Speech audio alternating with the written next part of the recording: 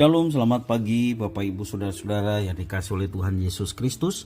Berjumpa kembali bersama saya Pendeta Eka di dalam renungan firman Tuhan pada hari ini, hari Kamis 25 November 2021. Sukacita dan damai sejahtera dari Tuhan Yesus kiranya terus menyertai hidup kita, sehingga hidup kita penuh dengan semangat dan kebahagiaan bersama dengan Tuhan.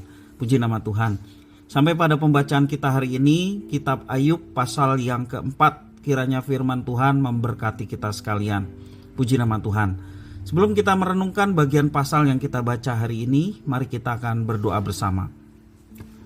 Tuhan Allah Bapa di surga yang kami puja, kami sembah di dalam nama Tuhan Yesus. Kami datang padamu mengucapkan syukur terima kasih untuk setiap kebaikan yang telah Engkau nyatakan dalam hidup kami, juga atas firman Tuhan yang sungguh memberkati dan menerangi jalan hidup kami. Karena itu kami membacanya setiap hari. Engkau menolong kami untuk kami dapat memahami apa yang Engkau berikan kepada kami, firman Tuhan. Engkau juga menolong kami untuk kami dapat menerapkannya dalam hidup kami. Karenanya dengan cara menerapkan firman Tuhan, hidup dalam ketaatan, maka nama Tuhan dipermuliakan dalam hidup kami. Terima kasih Bapa, terpujilah namamu, demi nama Tuhan Yesus kami berdoa. Amin. Bapak Ibu Saudara-saudara yang kasih oleh Tuhan, kalau kita perhatikan di dalam pasal 4 ini ada sahabat-sahabat dari Ayub yang memberikan penghiburan. Ya. Tampaknya sebagai yang tertua dari para sahabat, ya, sehingga dianggap paling berhikmat, yakni yang namanya Elifas. Ya. Memperoleh kehormatan untuk berbicara terlebih dahulu di dalam setiap rangkaian nasihat ataupun juga perdebatan yang ada. Dia menentukan arah dari nasihat para sahabat tersebut dengan mengemukakan teorinya mengenai dosa dan juga penderitaan yang tentu saja dikaitkan dengan keadaan Ayub yang pada waktu itu membutuhkan kekuatan dari sahabat-sahabatnya. Nah Bapak Ibu Saudara-saudara, kalau kita perhatikan pandangan Elifas, ya boleh dikatakan penting, tetapi sesungguhnya pandangannya ini adalah salah. Mengapa demikian? Karena ia memberikan satu pemahaman bahwa kebenaran selalu menghasilkan kemakmuran. Ya, ini semacam teologi kemakmuran. Kebenaran selalu menghasilkan kemakmuran, sedangkan kejahatan senantiasa mendatangkan malapetaka. Bahwa ada hubungan langsung antara dosa dan penderitaan yang tentu saja ketika itu dinasihatkan kepada Ayub, temannya yang sangat menderita, sahabatnya yang saat ini sedang menghadapi malapetaka dalam hidup, ya. Dan ini menjadi nasihat yang justru bukan memberikan kekuatan tetapi memberikan penghakiman. Karena dia berteori bahwa kebenaran selalu menghasilkan kemakmuran sedangkan kejahatan senantiasa mendatangkan malapetaka. Kalau Ayub saat itu dirundung malapetaka, kesengsaraan, penderitaan, itu dampak dari dosa yang telah diperbuatnya.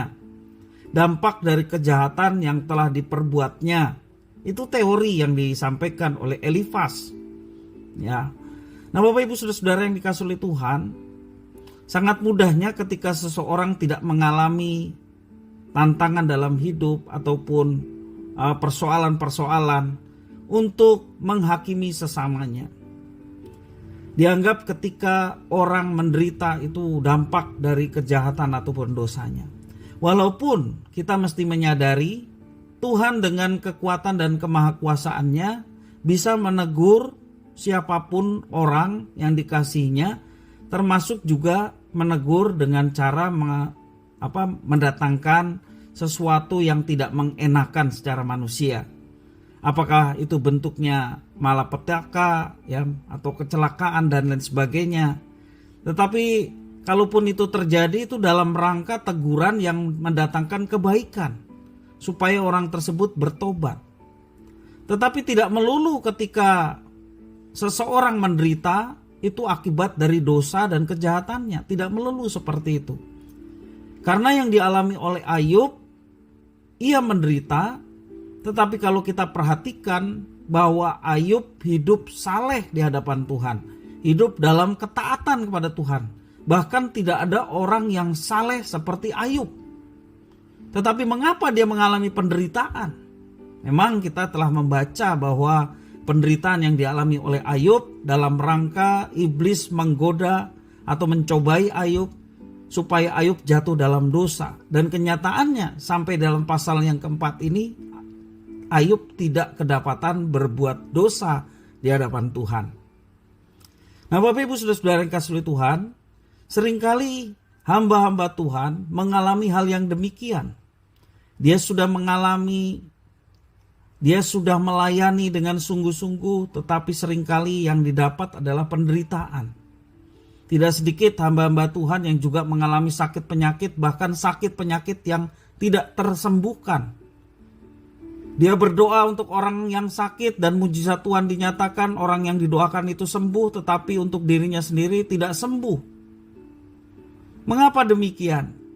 Semua itu dalam kendali dan kontrol Tuhan. Yang terpenting bagi kita adalah kita tetap setia, kita tetap percaya bahwa Tuhan ada, Dia bekerja untuk mendatangkan kebaikan apapun situasi kondisi kita.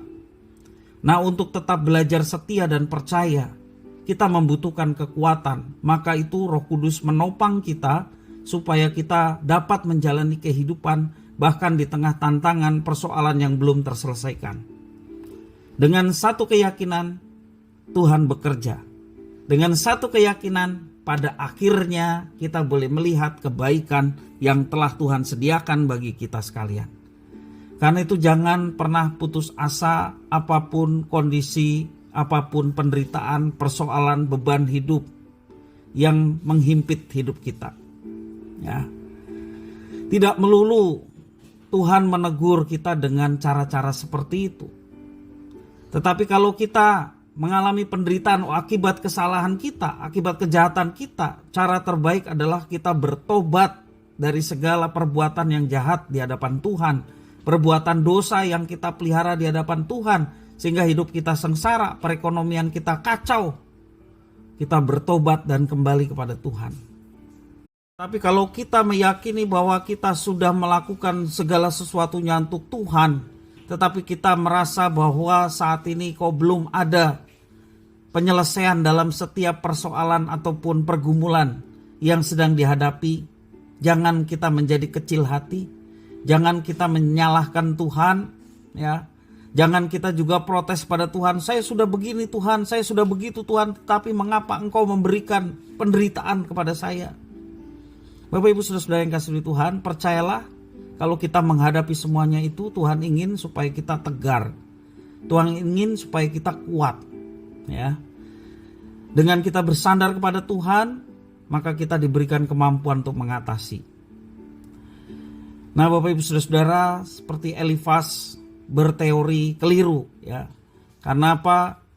Karena menghakimi Ayub penderitaannya oleh karena dosa-dosanya. Dia membahas penderitaan Ayub. Sesudah itu dia membahas, ya, pada akhirnya menasehati Ayub supaya Ayub bertobat. Nah, Bapak Ibu Saudara-saudara yang dikasihi oleh Tuhan, pertobatan wajib bagi kita yang memang hidup tidak sesuai dengan kebenaran firman. Tetapi pertobatan itu membangun kita untuk semakin dekat dengan Tuhan dan meninggalkan segala dosa dan pelanggaran yang pernah kita perbuat, sehingga hidup kita semakin baik di hadapannya. Nah, Bapak Ibu Saudara-saudara yang kasih Tuhan, apapun yang sekarang ini kita pergumulkan, mungkin kita berkata, aku kok menderita sekian lama. Mungkin kita berkata, sakit penyakitku belum sembuh, perekonomianku kok tidak pulih-pulih. Bapak Ibu Saudara-saudara, kalau kita punya kesalahan di hadapan Tuhan, dosa di hadapan Tuhan yang masih kita pelihara, bertobatlah. Dan Bapak Ibu Saudara-saudara yang kasih Tuhan, kalau kita merasa bahwa kita sudah melakukan yang terbaik bagi Tuhan, tetapi hal itu masih juga terjadi, sakit belum sembuh, Bapak Ibu Saudara, kekuatan kita hanyalah Tuhan dan tetaplah setia kepada Tuhan.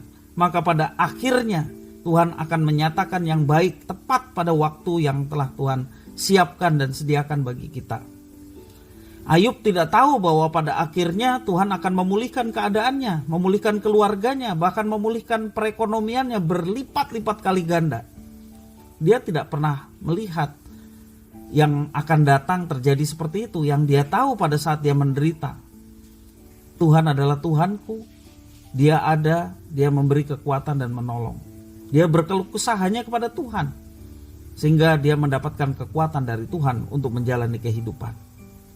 Nah, Bapak Ibu Saudara, mari sekali lagi kita tetap bersandar kepada Tuhan apapun kondisi kita. Tetap semangat melayani Tuhan.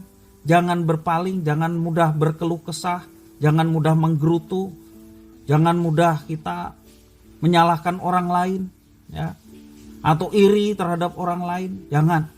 Mari kita tetap setia dan belajar untuk hidup taat dalam situasi kondisi apapun. Maka Tuhan melihat apa yang kita lakukan dan Dia siap memberkati kita. Puji nama Tuhan. Biarlah firman Tuhan ini boleh memberkati kita sekalian. Mari kita berdoa. Tuhan Allah Bapa di surga yang kami puja sembah dalam nama Tuhan Yesus, terima kasih atas firman Tuhan yang memberkati kami. Tuhan, mampukan untuk kami dapat terapkan dalam hidup kami, sehingga kami menjadi anak-anak-Mu yang tegar menghadapi segala sesuatu. Dan Tuhan yang menolong kami, sehingga kami dapat melampauinya. Nama Tuhan dipuji, dimuliakan dalam hidup kami. Terima kasih Bapa. Inilah diri kami sedia untuk menerapkan firman Tuhan. Demi nama Tuhan Yesus kami berdoa. Amin.